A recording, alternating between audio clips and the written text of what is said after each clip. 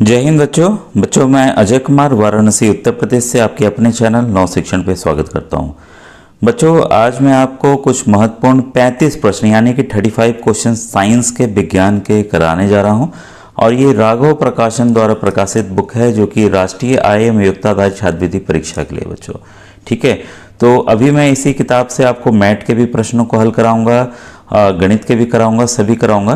तो ये practice number 4 है जो कि प्रैक्टिस सेट 4 है जो मैं आपको कराने जा रहा हूँ। ठीक है, तो आइए आज के वीडियो को स्टार्ट करते हैं और ये विज्ञान के देखिए प्रश्न यहाँ से आपके स्टार्ट होने जा रहे हैं। ठीक है, तो जैसा आपको दिख रहा होगा बच्चों कि ये पैटर्न ऑल ओवर इंडिया बच्चों सेम रहता है। सैट के अंतर्गत SAT सैट जो होता है उसके अंतर्गत विज्ञान के कुल 35 प्रश्न आते हैं, इसीलिए मैं 35 प्रश्न की अलग सीरीज बनाता हूं। सामाजिक अध्ययन के भी बच्चों 35 क्वेश्चंस आते हैं और मैथ्स के 20 क्वेश्चंस आते हैं, यानी कि टोटल 90 क्वेश्चंस आते हैं बच्चों। और एक क्वेश्चन 1 नंबर का होता है। कुछ बच्चे वीडियो जैसे पुराने नहीं देख रहे हैं या नहीं जान पा रहे हैं, इस पर बच्चों पहली बात बताना चाहूँगा 5 नवंबर को यूपी का पेपर है, साथ ही साथ उड़ीसा राज्य का भी है। तो जो भी बच्चे अगर उड़ीसा राज्य से हैं तो उनसे कहना चाहूँगा कि आप मेरे व्हाट्सएप नंबर 8765470705 पर क्वेश्चन पेपर भेज दीजिएगा। और बच्चों से रिक्वेस्ट है कि बच्चों आप कुछ भी पूछना हो तो आप YouTube के कमेंट सेक्शन पूछिएगा। व्यक्तिगत जो भी बच्चे मुझे व्हाट्सएप पे भेज रहे हैं उनको पता है कि मैं उनका कमेंट नहीं कर रहा हूँ, क्योंकि बच्चों जैसा आप जानते हो मैं गवर्नमेंट टीचर हूँ। कल से स्कूल भी मेरे खुल रहे हैं, बस 2 दिन की दशहरे की छुट्टी थी और फिर हमें अपने काम पे लगना होता है, तो इसलिए बच्चों समय कम मिल पाता है। मेरा ज़्यादा से ज़्यादा ये ध्येय रहता है कि आपके प्रश्नों को जो आप प्रश्न पूछ रहे हैं यूट्यूब पर उसके मैं उत्तर दे दूं, साथ ही साथ जो क्वेरीज हैं उसको बता दूं और मैं आपको पढ़ा दूं ज़्यादा से ज़्यादा, ताकि आपकी समझ बच्चों विकसित हो जाए। ठीक है, तो आप अलग से व्हाट्सएप मत कीजिएगा, जो बच्चे पेपर देंगे वही केवल व्हाट्सएप करेंगे बच्चों। ठीक है, तो आइए आज के प्रश्नों को स्टार्ट करते हैं। और ये बच्चों हर एक राज्य के लिए इम्पॉर्टेंट है, ध्यान रखिएगा आप जिस भी राज्य के हों। ठीक है, क्योंकि स्कॉलरशिप बच्चों देखिए जो लास्ट ईयर पास किए उनका स्कॉलरशिप पोर्टल खुल गया, वो अप्लाई कर रहे हैं। जो हमारे सेंट्रल गवर्नमेंट की स्कीम है नेशनल स्कॉलरशिप पोर्टल पर, उस पर कर रहे हैं और सभी बच्चों को एक साथ पैसे आएंगे मार्च 24 में। जो आप बच्चों पास कर रहे हैं आपके पैसे मार्च 25 में आएंगे, लेकिन इकट्ठे 12,000 रुपये आते हैं। ठीक है, तो एक साथ पूरे इंडिया के बच्चों को मिलती है, तो स्कीम भी बच्चों सेम है, इसी से आप समझ जाइएगा। ठीक है, कुछ बच्चे मुझे व्यक्तिगत मेरे ख्याल से पूछे सर गाजीपुर का पेपर भेजिए। बच्चों जो यूपी का आप ये क्यों नहीं समझ पा रहे हैं कि पूरे यूपी का एक पेपर आता है। ठीक है, अलग अलग जनपद का 75 जनपद है, उनके लिए अलग अलग पेपर नहीं आते, एक ही पेपर बनता है। ठीक है, और दूसरी बात ये कि अलग बिहार का अलग पेपर बनेगा, लेकिन बिहार के सभी बच्चों के लिए वही पेपर होगा, लेकिन पैटर्न बच्चों सेम होता है। पैटर्न जो है सेम रहता है, मैथ के 90 प्रश्न और सैट के 90 प्रश्न, जैसा मैं हर एक वीडियो में बताता हूँ। क्वेश्चन आपके सामने है, निम्नलिखित में से सदिश राशि कौन सी है। ठीक है, तो बच्चों क्या ऊर्जा है, संवेग है, कार्य है या दूरी है। तो 91 का जो बच्चों सही आंसर है वो है संवेग। इसके बाद है क्वेश्चन नंबर 92, विद्युत वाहक बल का मात्रक है। ठीक है, तो क्या जूल है, कूलम है, जूल प्रति कूलम है या उपयुक्त में से कोई नहीं। तो 92 का बच्चों जो सही आंसर है वो है ऑप्शन नंबर 3, जूल प्रति कूलम। इसके बाद है निम्नलिखित में से किसमें गतिज ऊर्जा नहीं है, यानी कि काइनेटिक एनर्जी नहीं है। ठीक है, दागी गई गोली, बहता हुआ पानी, हथौड़ों से चोट करना या तना हुआ धनुष। तो बच्चों इसमें जो ऑप्शन है तना हुआ धनुष जो है उसमें जो है गतिज ऊर्जा नहीं है, उसमें बल्कि पोटेंशियल एनर्जी है। ठीक है, बाकी सभी में क्या है, गतिज ऊर्जा है। इसके बाद है क्वेश्चन नंबर 94, यदि गति करते पिंड का वेग दोगुना हो जाए तो पिंड की गति ऊर्जा हो जाएगी। तो ये बच्चों इस तरह के प्रश्न मैंने समझाए हुए हैं। इसका ऑप्शन नंबर बच्चों है 2 सही है। क्या पूछ रहा है, यदि ये पिंड का वेग दोगुना हो जाए, ठीक है, तो पिंड की गतिज ऊर्जा क्या होगी। तो काइनेटिक एनर्जी का फॉर्मूला आपको पता होगा, हाफ, मुझे जो याद आ रहा है हाफ mv² होता है। ठीक है, तो अगर उसकी वेलोसिटी वेग को दोगुना कर दिया गया, ठीक है, तो इसका 2 का वर्ग कितना होगा, 4 गुना हो जाएगा। तो इसलिए इसका उत्तर क्या है बच्चों, 4 गुना है। ठीक है, इसके बाद है क्वेश्चन नंबर 95, ध्वनि का वेग अधिकतम होता है। कई बार मैंने पूछा भी है, आपने बताया भी है, इसका जो वेग जो है ठोस में सबसे ज़्यादा होता है और वो है यहाँ पर स्टील, इसलिए 95 का बच्चों ऑप्शन नंबर 4 सही है। ठीक है, अब आइए क्वेश्चन नंबर 96 पे आए। 96 एक चालक तार में 10 कूलम विद्युत आवेश 2 सेकंड तक प्रवाहित किया जाता है, चालक में प्रवाहित धारा है। तो बच्चों इलेक्ट्रिसिटी का मैंने अलग से पढ़ाया हुआ है, वो वीडियो देख लीजिएगा। इसका जो उत्तर आएगा बच्चों वो आएगा 5 एम्पियर। ठीक है, इसके बाद है उत्तल लेंस की फोकस पर स्थित वस्तु का प्रतिबिंब बनता है, फोकस पर, अनंत पर, वक्रता केंद्र पर या 2f पर। तो बच्चों इसका प्रतिबिंब बनेगा अनंत पर। ठीक है, इसके बाद है एक्स किरणों के आविष्कारक हैं। तो ये बच्चों आविष्कार वाली श्रेणी में है, रोएंगटन ने एक्सरे किरणों का आविष्कार किया था। इसके बाद क्वेश्चन नंबर 99, एक आदर्श अमीटर का प्रतिरोध होता है, रेजिस्टेंस। ठीक है, तो 99 का बच्चों सही आंसर है 0। तो ये प्रश्न बच्चों आ सकते हैं, ये मॉडल पेपर है इसलिए यहाँ पे सन नहीं लिखा हुआ है, ये प्रश्न आ सकते हैं सभी। शुष्क सेल में ऊर्जा होती है, तो 100 का बच्चों सही उत्तर है ऑप्शन नंबर 3 रासायनिक ऊर्जा यानी कि केमिकल एनर्जी। अब क्वेश्चन 101 है, रेडॉन के नाभिक में न्यूट्रॉनों और प्रोटॉनों की संख्या है। ठीक है, तो आपका 101 का आंसर जो आएगा वो आएगा ये 138 और 88।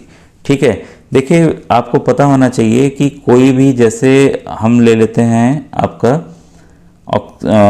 ऑक्सीजन, ठीक है, ये आपका 16 होता है, ये 8 होता है। ठीक है, तो ये हमेशा जो है प्रोटॉन की संख्या को बताता है।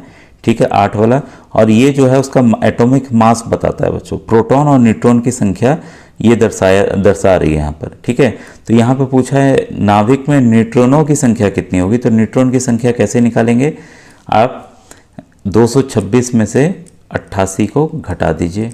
ठीक है, 16 में से 8 गया 8। ठीक है, इसके बाद हो गया आपका 11 में से 8 गया 3 और ये 138। तो इस तरह से इसका उत्तर बच्चों 1 आएगा। ठीक है, फिर है क्वेश्चन 102, क्रिस्टलीय कार्बन है। तो बच्चों 102 का आंसर है, आपको पता है हीरा। हीरा जो है क्रिस्टलीय फॉर्म है कार्बन का। ठीक है, बाकी क्रिस्टल के रूप में नहीं है।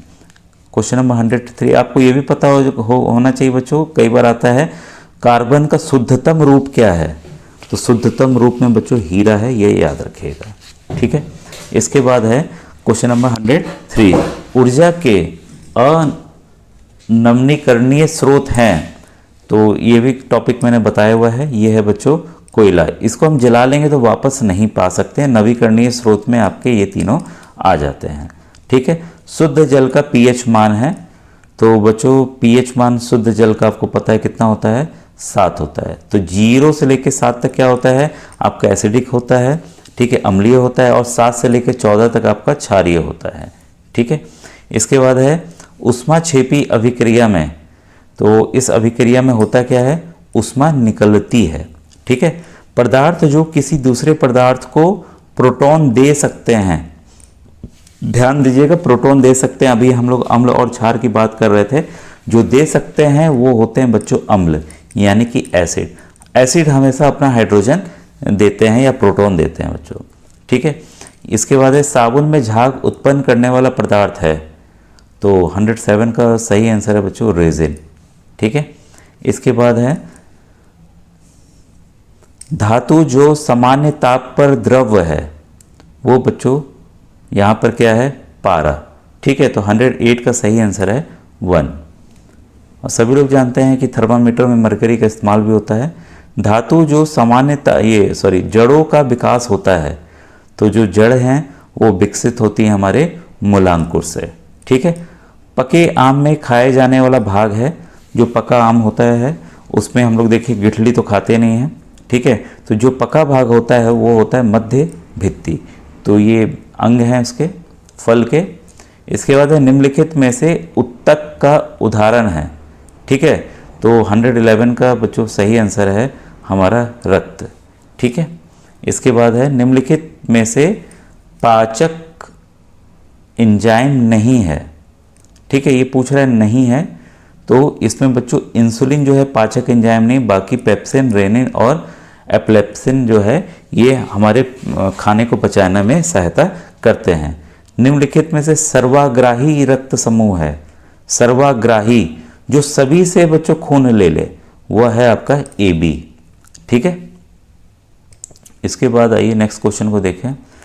क्वेश्चन नंबर 114, पल्मनरी सीरा खुलती है, काफ़ी बार आता है, हार्ट का है बच्चों कि कौन सा जो वेन है या आर्टरी है, कहाँ किसको ले जाते हैं, क्या नाम होता है। तो 114 का बच्चों 2 आंसर है, बाएं अलिंद में। रुधिर का थक्का जमाने में सहायक है, तो बच्चों इस समय आप लोग जान रहे हैं डेंगू मलेरिया सब चीज़ें चल रही हैं, प्लेटलेट्स कम हो जाते हैं, तो उससे याद रखिएगा प्लेटलेट्स जो है वो थक्का जमाने में सहायक होता है। अगर प्लेटलेट्स नहीं होंगे तो खून बहता रहेगा बच्चों। ठीक है, प्रत्येक जबड़े में कृतंक दांतों की संख्या होती है, तो 116 का सही उत्तर है बच्चों 4। ठीक है, क्लोरेलिन नामक दवा बनाई जाती है, तो मैंने बताया हुआ है कई बार, किससे, शैवाल से यानी कि अलगी से।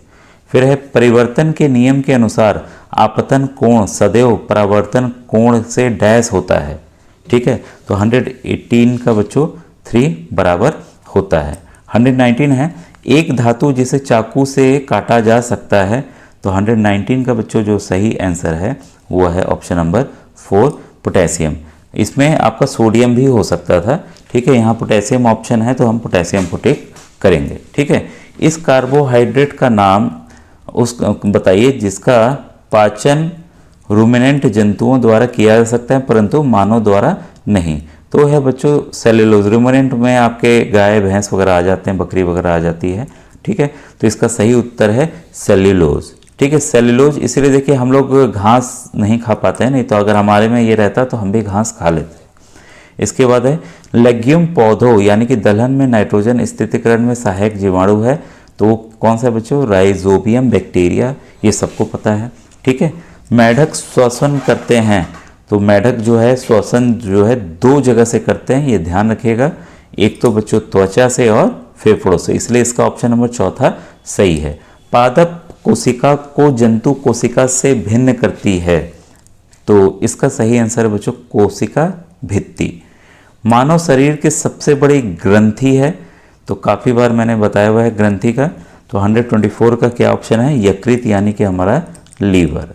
ठीक है, गाइटर रोग होता है, तो ये बताने की जरूरत नहीं है, गाइटर जो है वो किस ग्रंथि का रोग है, जिसे घेंघा रोग भी कहते हैं, तो बच्चों इसका सही आंसर है थायराइड ग्रंथि। तो बच्चों आज का वीडियो कैसा लगा जरूर बताइएगा, नेक्स्ट वीडियो में मैं सामाजिक अध्ययन के प्रश्नों को बताऊंगा। थैंक यू बच्चों, थैंक यू।